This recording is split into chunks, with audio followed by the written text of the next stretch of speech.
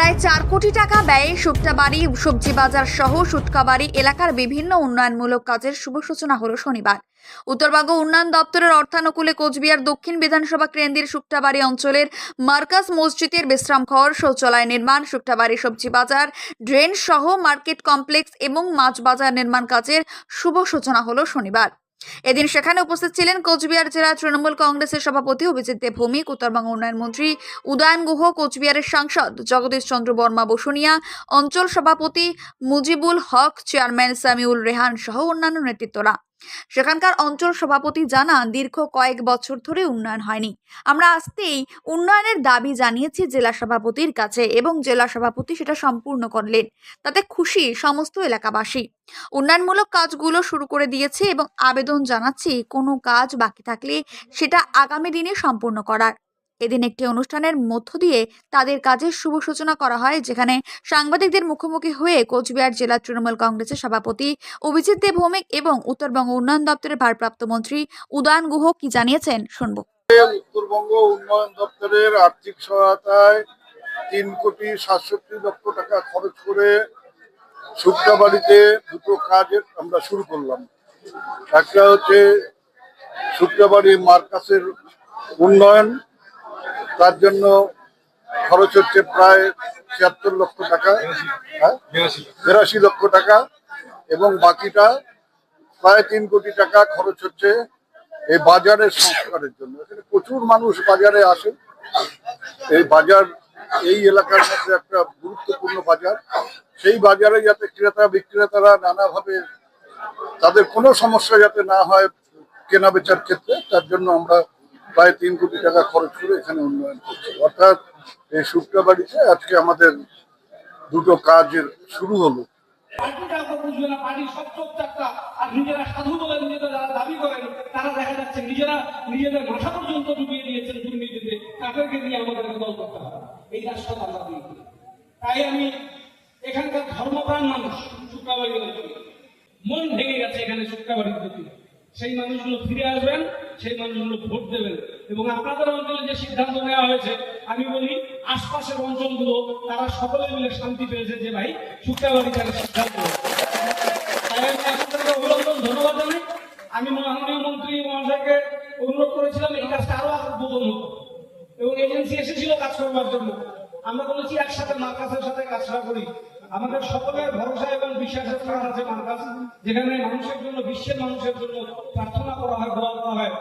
সেখানে যে মানুষগুলো আসেন, যে মানুষগুলো তার সাথে যুক্ত, তাদেরকেও বিভিন্ন সময় অসম্মান অপমান করা হয়েছে।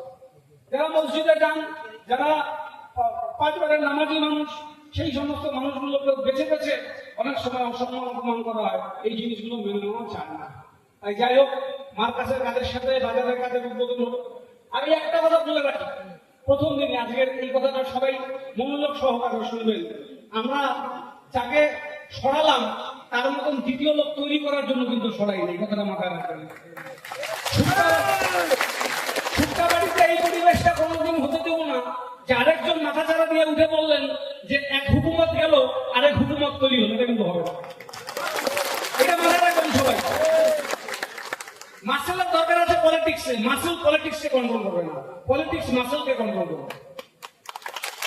দল কন্ট্রোল করবে, দলের নিয়ন্ত্রণে থাকবার চিন্তা ভাবনা মাথায় রাখবেন। আপনি দলকে নিয়ন্ত্রণ করবেন না, এই কথাটা মাথায় রেখে তৃণমূল কংগ্রেসে পা দেবেন। এই কথাটা মাথায় রেখে তৃণমূল কংগ্রেসের দায়িত্বে থাকবেন। না থাকলে দায়িত্ব এড়িয়ে চলে যাবেন, কোনো অসুবিধা নেই, নতুন মানুষ দেওয়া যায়।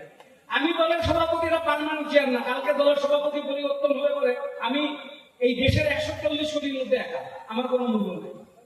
আমি এই দলে আছি তাই মূল্য, দলে না থাকলে কোনো মূল্য নেই। বুঝতে পারছেন? শুক্তাবাড়ি তার প্রকৃত উদাহরণ, দল ছাড়া কিছু না। এটা ভাবনাটা নিয়ে চলবে। প্রত্যেকে ধন্যবাদ, অভিনন্দন, শুভেচ্ছা জানাই। মজিবুলকেও ধন্যবাদ জানাই, খুব ছুটে কাজকর্ম করছে।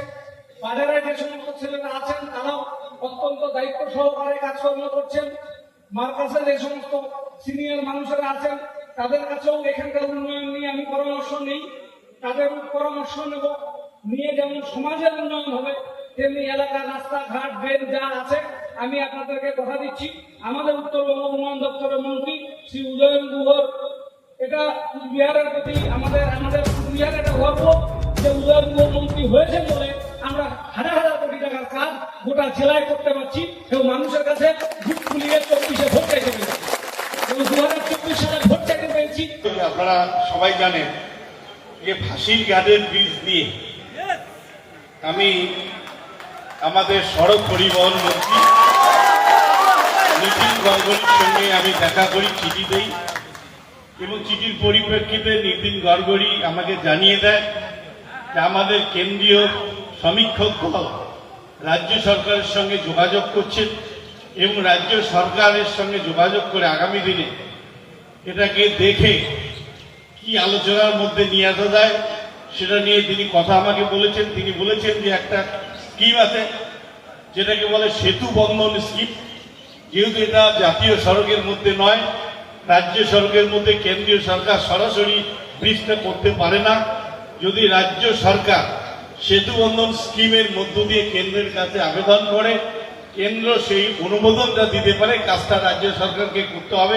সে ব্যাপারে আমি সদর্থক ভূমিকা গ্রহণ করছি এবং নীতিন গডকরির সঙ্গে সবসময় যোগাযোগ রাখছি। দেখি আগামীতে আমরা যাতে ফাঁসির ঘাটে ব্রিজ করার জন্য সদর্থক ভূমিকা গ্রহণ করে আরো এগিয়ে যাওয়া যায় সে ব্যাপারে আমি উদ্যোগ গ্রহণ করবো। ধন্যবাদ।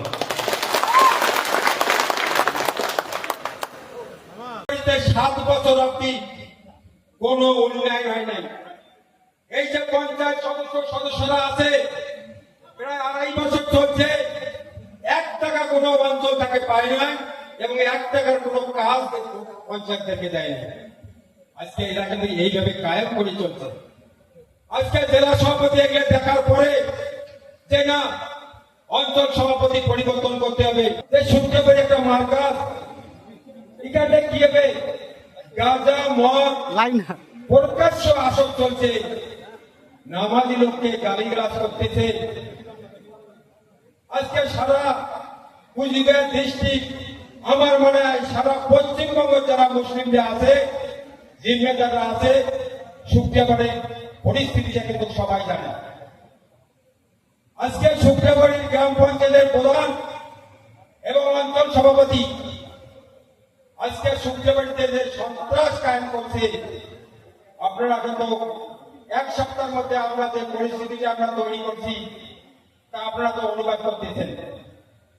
এই 1 সপ্তাহের মধ্যে যে পরিস্থিতিটা এত ভালো হয়েছে এটার কিন্তু সমস্ত কাণ্ডারি আমাদের জেলা সভাপতি অভিজিৎ দেব।